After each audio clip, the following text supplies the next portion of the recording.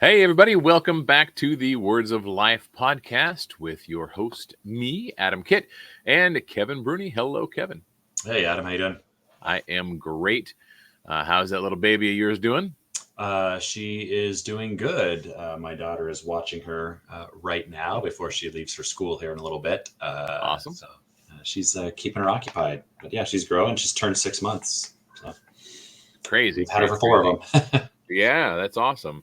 And have you made your trip to Idaho yet, or is that in the future still? No. So my son will be coming home this weekend coming up, and then he's on his spring break from college, and so then the following week. So he comes home Saturday. We Got leave it. So a Wednesday. couple weeks out still. Okay. Yeah, he comes on Saturday. We leave Wednesday, so a week and a half. We'll leave and hit the road up that way, and then be back by Sunday, Monday. It's a couple days, 3-4 days. That's awesome. That's awesome. Well, I've been enjoying teaching the high school class here at the Oak Ridge congregation, and I'm getting ready to preach at the end of the month here. So I'm undecided on what I should preach. There's so many ideas, So as a regular, like, you preach every week. Yeah. I know that you've simplified things a little bit by deciding to go through entire book studies from the pulpit, right? Yeah, so that's one of the challenges, of course, when you preach. So I do basically 3 out of 4 every month, and then we'll help when the other guys give up your lesson. But the challenge of figuring out what to do next, right, sort of on a constant basis, is kind of an interesting thing that you don't consider necessarily when you start doing this. But so I will often try to find things where it's not one-offs. Right. One, because it makes it simpler to figure out what we're going to have a plan of what we're going to do. Right. You're not every week and everything trying to figure out a new topic. But also, I think it's more beneficial. Right. If you've got a plan of where you're going and you have some things laid out ahead of time, you're going to spend more time on a topic or on a book or whatever, or one of the letters, then it gives people a better understanding of where those things fit and how they fit. Again, I think I've mentioned before, maybe to you, maybe on this, that I don't want to become guilty of, one lesson here, one lesson there, one lesson in another spot, where we sort of pick and choose what we want to have. And so setting things in their proper context by studying maybe the whole letter or the whole book, I think gives people a better understanding of that. We oftentimes will accuse other people of just cherry picking verses or cherry picking things. And so, we don't want to be guilty of that as well, right? So let's look at how it fits in its whole proper context and the whole study. And the added benefit is then you know what you're doing next, right? So, no, that's great. Yeah. As for a long time, the congregation here has opted to not have a full-time dedicated preacher. And so on one hand, it's great that there's so many men that have an opportunity to grow and to learn themselves and have that opportunity to do the public preaching, right? But there is a little bit of a lack of continuity sometimes, where you don't always necessarily have that kind of a focused destination. The lessons are always good. They're always beneficial. They're always edifying. But yeah, I can appreciate both sides. There's pros and cons to everything. So. Yeah, and we've done that as well, where we have different men get up, and some of them will come up, semi-regularly-ish, right? We have a group of people, and some of them will say, "Hey, I'm going to do a series on these with my time," right? And so at least every time that person's coming up, you're coming back to that same sort of topic or book or whatever it is. And the key thing is just coordination there, right? Like, if someone's preparing a lesson, I don't want the very next week to do the same lesson effectively, right? Yeah, exactly. On those things, so. Well, I'm really excited about the future of the local group here as well. We officially got our elders appointed. We went from having 2 elders, one of which was getting a little older, and he decided that he just didn't have the mental capacity or the energy to really be a shepherd, anymore. So he needed to step down, and so we went through the most amazing process I've ever experienced in any congregation I've been associated with. It was smooth. It was, kind and gracious and generous. And there was so much just love displayed by everybody. And we were able to appoint 5 men, including the one already, the one that had just, by default stepped down as well. So yeah, we got 5 elders now, and I'm looking really forward to having their leadership and their guidance, and I'm hoping they'll steer the ship in regards to the preaching, and so we do have more of a dedicated plan, a destination for it. So very good exciting times, Yeah, but it just proves that if you are all humble and seeking to do things God's way, that things will work out just like sure. He wants them to. So Yep. it's very very encouraging. So excited time. So in regarding our podcast here, enough chit chat from us. Although Trish Alves, remember Trish from Clovis? I think so. Yeah. Yeah. She sent a message. She was one of our faithful read the Bible with us last Okay. year, and she really appreciates actually some of the banter we have at the beginning. So we'll keep that up at least in moderation. So Sure. it's not just a podcast about our lives, obviously, but it's nice. It's nice to get to keep everybody. Just a little bit of insight about who we are, and we're just real people, just like you guys are, and we just love studying the Bible, and we're hoping that that you're being benefited from our studies together. So, as promised last week, if you have not had a chance to either read through the book of Esther yourself, or if you'd like to, I did post the full read through of the book. Compiled for the 3 or 4 days from last year, 2023, that I read them on the channel, on the YouTube channel, and so they're there on Facebook and in YouTube and on all the Spotify podcast places that all this content gets posted. So I would highly encourage you to pause now if you have not prepared yourself for the Book of Esther.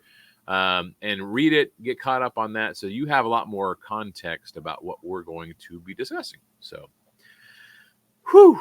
All right. That said, the book of Esther. We chose to do this book because of a passage from the book of Philemon, where Paul, in his letter to Philemon, said, "Who knows?" Just Paraphrasing. paraphrasing at this point. Who knows? Maybe Onesimus was sent to me for this very reason, right? Which kind of rung a bell of familiarity with me, because there's a very similar passage in the book of Esther about her opportunity to change the course of the Jews' lives because of Haman and all the things that we're going to be reading about. So it's a good opportunity to jump back into the Old Testament and study one of these just really, really well-loved and probably understudied books from the Old Testament. So why don't you go ahead and take off a little bit, Kevin, and give us some general notes, observations about the book, and then we'll go into some of the historical context after that. Yeah, so when you come to this book and you're looking at it, and we'll talk about this in a minute, right? But you're trying to think about what's going on here, why we're studying it, what's the interesting things about it, what purpose it has. And anytime people will go to the Old Testament, I mean, not anytime, and I don't mean all people, but a question will often get asked, what's the purpose? Why do I care about this, right? I'm not living under the Old Testament. I'm not a Jew. I'm whatever, right? What's its purpose? What's its point? And in certain places, especially like this book, you kind of will sometimes get that question, because even here you're going like, this is very like the Philemon letter, right? Like this is a very specific sort of historical story. It doesn't even tell me the whole picture of the nation or what's the purpose, right? And so yeah, when you think about that, you always come in going, what are we getting out of this? What are we gaining? So I guess as we look in it, my sort of mindset always is to look at what did it mean to the original people that were there? What did it mean to the original people to whom it was written? In this case, this is part of the Hebrew Bible as well, the Hebrew text. So it meant something to the Jews. What's the purpose to them? And then kind of go, okay, now what lessons then can I gain out of that? I think there's some good lessons for us in here that we'll talk about more in a little bit. But when you dig through it, those of you that if you just finished reading or listening, you might have noticed that you don't really see. It's a very much a book of providence, right? God intervening and being in providence. And what I mean by that is there's no angel that's going to show up, right? And like bring a plague and wipe out and stop the things, right? There's nothing like that in this text. It's very much God behind the scenes, if you will. And in fact, I think we've noted back and forth each other, at least in the text we typically have in our Bibles, God is not mentioned at all by name, right? You don't really see him anywhere in the text. Now there are sort of, which is unusual. yeah, yes, very unusual. Again, It's especially not, because this is a Jewish text, right? It's yeah, not, so that would be strange. Um, and again, there are sort of two texts of this. I think there's sort of the old Jewish version, there's the later Greek version where there's more stuff added in, and so in that version, certainly God gets mentioned and whatever. That seems to be a later modification, edition, whatever, from the original text. And so, but we do notice that it also does very much follow the pattern of many sort of Jewish stories we read about in the Bible, right? About there being a threat or a threat to God's people, that God intervenes, there's deliverance, God is victorious. I mean, you can set up sort of the story beats, if you will, very similarly to the deliverance from Egypt, for example, right? People are oppressed, something bad's going to happen to them. There's a deliverer who comes, God intervenes, and people are delivered, right? right. And so, in that sense, it very much Slightly follows. different than the Book of Judges, where there's Yeah, always a cycle of that. there's always a cycle, and yet Yeah. it's the people like being bad to get themselves in being problem, bad right? and needing to be punished, right? Other Yeah. than that aspect of it, the very similar cycles that we see in a lot of the stories, Joseph, Moses, and so on and so forth. So, time and time again, this there's some sort of a threat, there's a cry for help, intercessions, and then victory, which is great. In the historical context, like where in the timeline does this take place? Obviously, there's a little bit of speculation. Nobody knows exactly because it wasn't necessarily a signed and dated type of a writing. But most people that I could find agree it's probably during the reign of Xerxes the First. Yeah. Maybe. So when you're digging into your text here, right? And again, this is an interesting note about translations as a whole, right? So depending on what translations people are picking up and reading, some people will go, well, it says Xerxes the First. Of course it is, right? The actual text, the Hebrew text is actually Ahasuerus, is what it says. So then you're trying to figure out who is that person, right? And that seems to be a name that the Hebrews at that time gave to I don't want to say it's like Pharaoh, but it kind of is, right? It gets assigned to many different Persian kings, right? So you have to now figure out, well, which Ahasuerus are they talking about here, right? And so you try and figure out who that is. And so, yeah, the top contenders, if you will, seem to be Xerxes the First, or the other one, which is a little bit of an older tradition, actually, is his son, Artaxerxes the First. Those are the two major contenders. There's a little bit of contention that maybe it's even Artaxerxes the Second, who is not Artaxerxes the First's son. That's another 50 years down the road. But somewhere where you're in about 100-year window at the extreme end, either way. That's in what's known as the Achaemenid Empire, or the Persian, the Achaemenid dynasty, or the first Persian Empire, right? So somewhere in the range of, if you're going with Xerxes the First and in his third year, assuming that means the third year of his reign, right? You're looking at somewhere around 480-ish, right? 479, 482, 486, somewhere in that period, if it's the first, if that's who it is. If that's the case, right? And we're sort of figuring that, then that puts us, almost effectively being contemporary with like Nehemiah-ish, right? Historically speaking. So if you're trying to figure out where does this go in my Bible, in order, that's as good a guess as any. And maybe a little bit before that, right? If you're going Xerxes the First, because somewhere between Ezra and Nehemiah. Yep. Because most people will also say that Nehemiah is running around in the reign of Artaxerxes the First, right? So he's either contemporary with that because it's the same guy, though that happens later in his reign, or it's his dad's reign, right? And so then it would happen before Nehemiah, but after. But either way, it's after the Jews have been released from, what we call the Babylonian captivity, right? Babylon has now fallen to the Persians, the Medes and the Persians. The Persians have now stepped up and taken over even what we call the Medes and Persians sort of time period, and all that's far after Cyrus. It says you guys can go home, right? If you want to go home, you Yeah. can go home. Well, and just for the sake of anybody listening that may not be completely knowledgeable about some of the more bullet point history of the people of Israel, you've got the post patriarchal period leading into the era of the kings, right? And you've got King Saul being the first king, King David being the second. After David, you have Solomon, and during Solomon's reign, you have the divided kingdom that takes place. And so you've got Israel now, 10 tribes in the north, Judah and Benjamin basically in the south, occupying Jerusalem. And then from there, it's just downhill, basically. You've got a whole bunch of series that you read through the Kings and Chronicles in the Old Testament. You've got the history of all the bad kings, going away from God and the idol worship and God punishing them. And ultimately, the northern tribe of Israel was basically wiped out and taken into captivity. Assyria, followed by Babylon.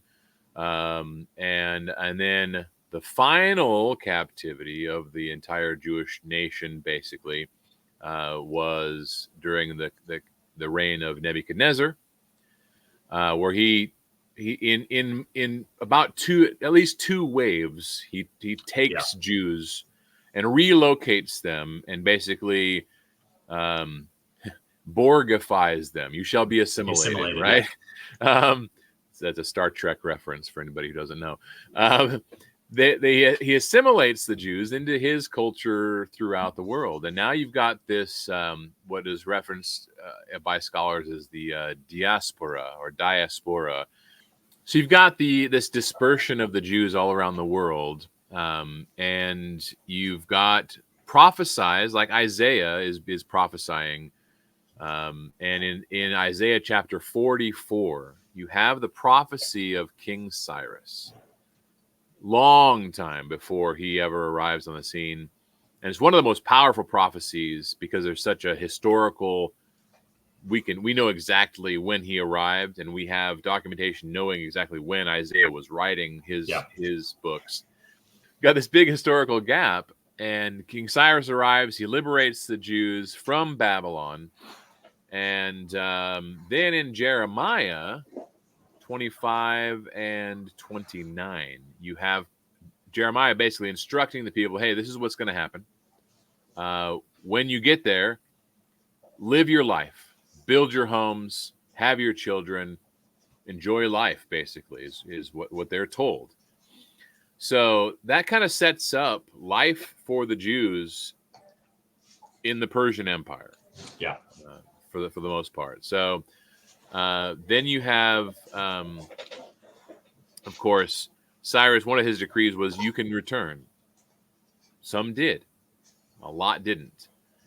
So you have whole generations being born and raised and living their life as Jews, but of Persian residents, basically.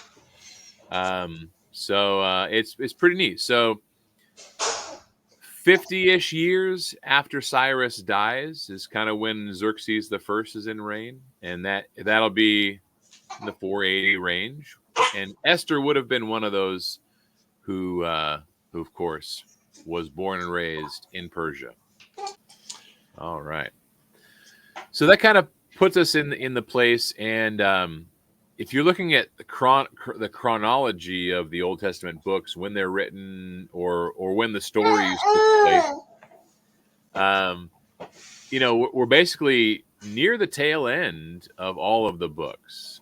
We think the book of Malachi being the last book written and the last book of the Old Testament, probably in like the 430 range, somewhere in there.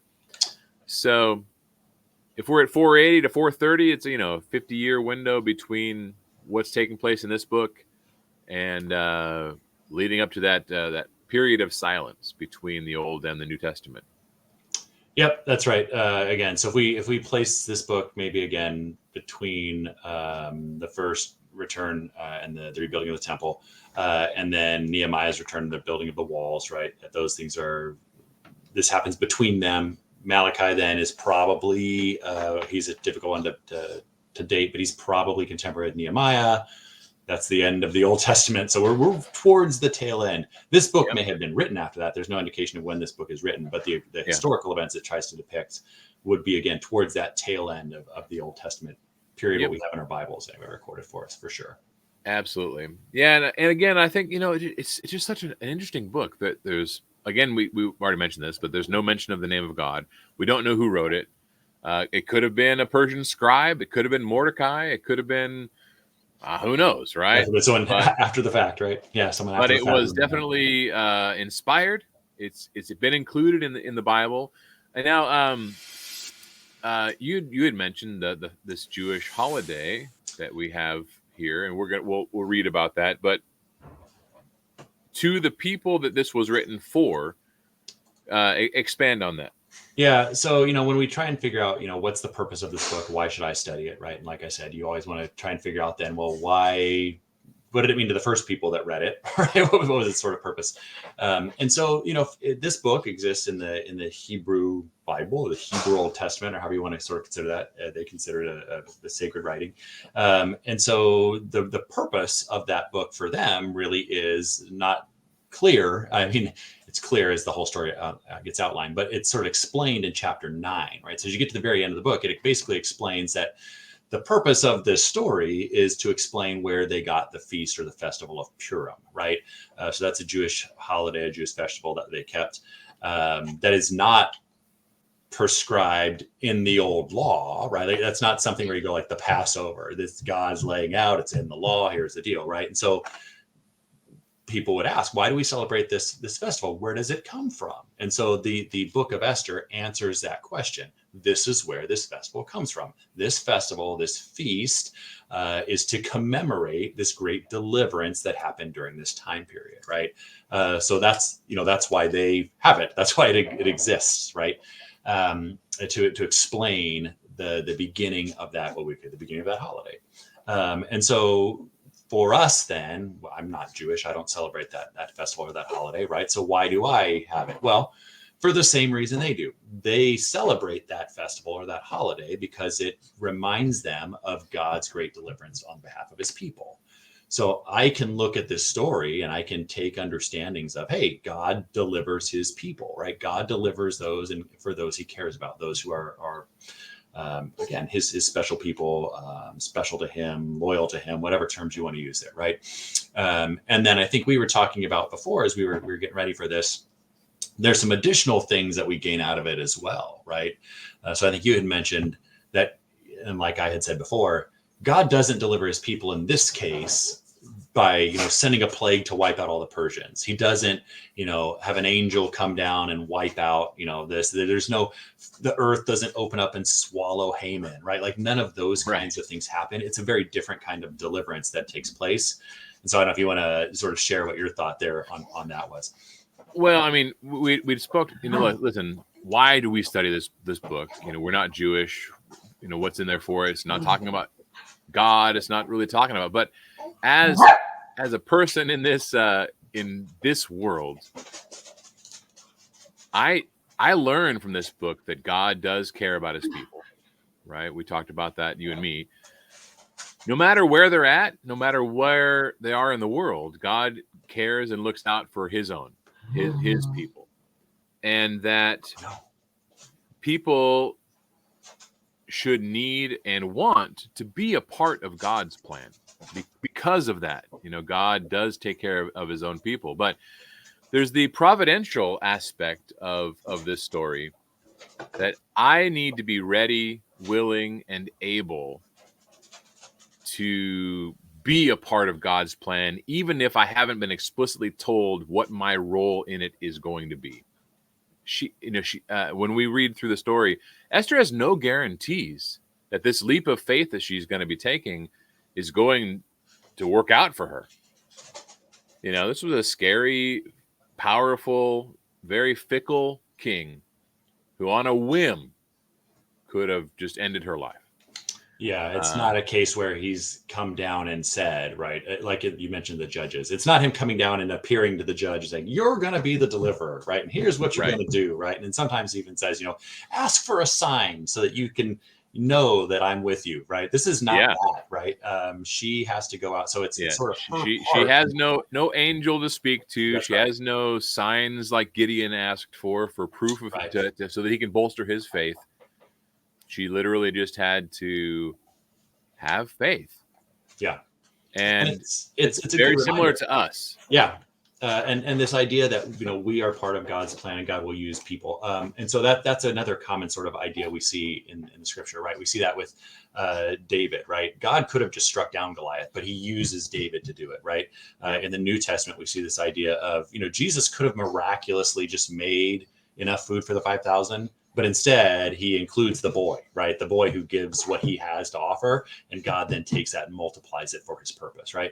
And so, in the very real sense, that's what's happening here. God could have delivered them in some way, but instead, he uses people. He uses Esther to bring that deliverance Yeah. because she's willing to be a part of what she believes God's plan is. Yep. And in this case, she doesn't even know that. She's just going to go, I trust that God has a plan to deliver his people, and I'm going to try and play my part in that. And if he uses me, he uses me. And if he doesn't, he doesn't. Right? If I die, I die. Much like we see another famous story, right, in roughly this time period with Shadrach, Meshach, and Abednego, right? God will deliver us or he won't, but we're not doing what you're going to do. We're going to stand with God, right? Exactly. And so that's another good lesson we can learn. And I think we had kind of talked as well. That leads into sort of a third thing that happens, and we'll see this in the text, that happens because of sort of the fasting and prayer that people do, right? So that idea of petitioning God and getting in touch with what his desires are through prayer becomes a thing that plays a role as well in this deliverance. Absolutely. So, one of the things that I had never, one of the new thoughts while studying through this is that for us today, we don't have a homogenous Christian culture or country that is all together as one Christian people. Sure. We're spread out throughout the entire world. And we can take faith and hope and encouragement from this story because we can learn that God does take care of his own wherever they're at.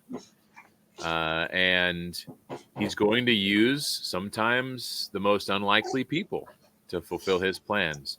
And we just need to be open and humble enough to allow ourselves to be used sometimes. What did Jesus say? Why are you kicking against the goads? Yeah. Right. Yeah. Stop. Just humble yourself and change and do the work. Yep. And so that's a good lesson for all of us. So, all right. Anything else we want to discuss about the historical context or the setup of the book itself? No, I think that's probably good. Again, I always like to remind people. It reminds me, not the right word. Sometimes I grew up with a mindset about the Bible and how we got it and what's in it and these kinds of things that are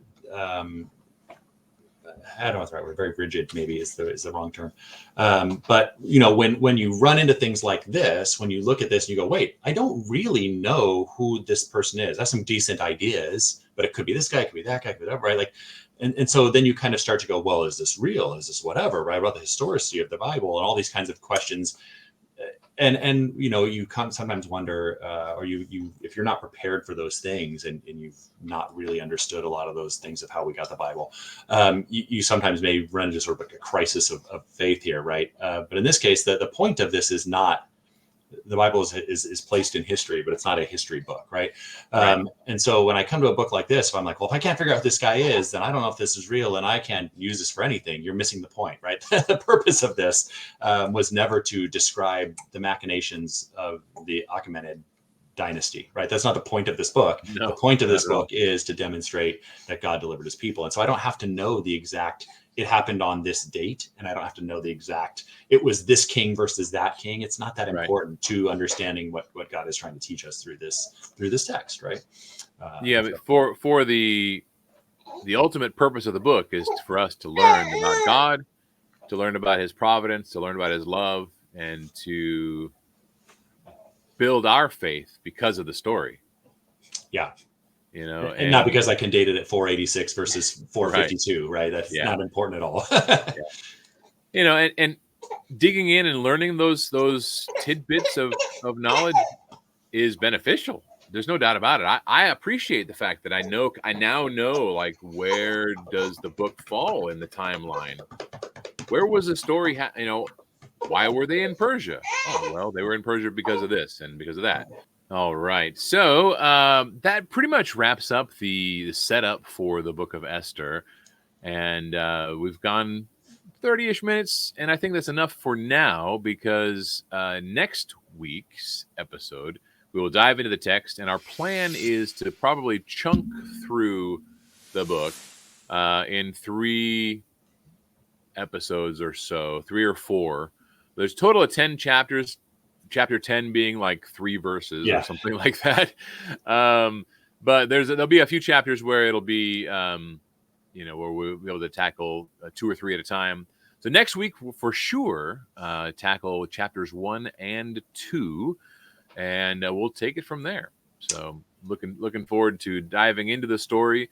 It's a great story. I love listening to it. I love reading it. Love talking about it.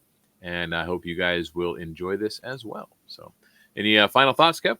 Yeah, I think that idea that you just mentioned there, that it's a great story, is really powerful, because when you read through it, you really should read through this book as a novella, right? As a story. It's very much set up in that way. It's very much follows that narrative structure, right? You almost have to think of this text as something that maybe a parent would tell to their children, right? This is a story a parent tells to their children, as we're approaching this festival, and the parent, why do we have this feast, right? Oh, let me tell you this story, right? That's very much how it's structured in its narrative. And so we talk about, why do we pick 1 and 2? Well, 1 and 2 set up the story, right? It's the introduction, it's how this thing gets going, and then it ends into, and now what happens to move the story along? Oh, but then this guy's introduced, right? The villain arrives. And so it's very much follows that narrative structure, which is very different than how we have many of our New Testament things, right? Which it's a letter, and it follows the letter of the structure of argument or debate, right? I'm laying out some sort of a thing. And even a lot of the Old Testament as well is different than that. Even when we have stories, they're more written as a history, right?